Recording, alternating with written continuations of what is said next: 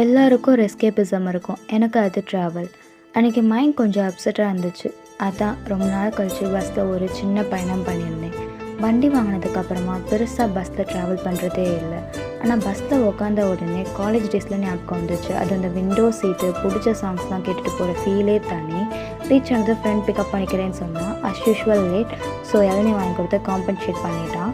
அதனால் மன்னிச்சு விட்டுட்டேன். நெக்ஸ்ட் எங்கள் டெஸ்டினேஷன் நோக்கி கிளம்பினோம். வழி ஃபுல்லாகவே பச்சை பசைனா அவ்வளோ நேச்சரு. நாங்கள் போனது அருள்மிகு அண்ணாமலையார் கோவில் தான். இது குட்லாடம்பட்டியில் இருக்குது. ஏன் மதுரையில் இவ்வளோ பெரிய சிவன்லிங்கம் இருக்க கோவில் எனக்கு இப்போ தான் தெரியும். அதை பார்த்தது அவ்வளோ ஆச்சரியமாக இருந்துச்சு. அது மட்டும் இல்லாமல் கீழே பார்த்திங்கன்னா ஒரு குட்டி சுரங்கம் மாதிரி இருக்கும்.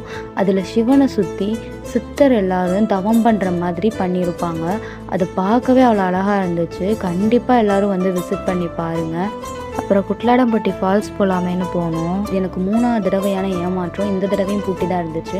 வர வழியில் ஃபுல்லாகவே மாந்தோப்பு இருந்துச்சு. சரின்ட்டு வர வழியில் திருட்டு மாங்காய் பறித்து அதையும் சாப்பிட்டுட்டு ஃபால்ஸ் தான் போக முடியல, அட்லீஸ்ட் இந்த பம்பு செட்லையாச்சும் விளையாடலாமேன்ட்டு அந்த ஐயாட்ட கேட்டு பம்பு செட்டில் ஒரு ஆட்டத்தை போட்டு அப்படியே சாப்பிட்டுட்டு நாங்களும் கிளம்பிட்டோம். இந்த மாதிரி பயணங்கள் டெஸ்டினேஷனுக்காக இல்லைல்ல, இட்ஸ் ஃபார் ஹீலிங்கில். சப்ஸ்கிரைப் அண்ட் ஃபாலோ பண்ணுவோம். பை.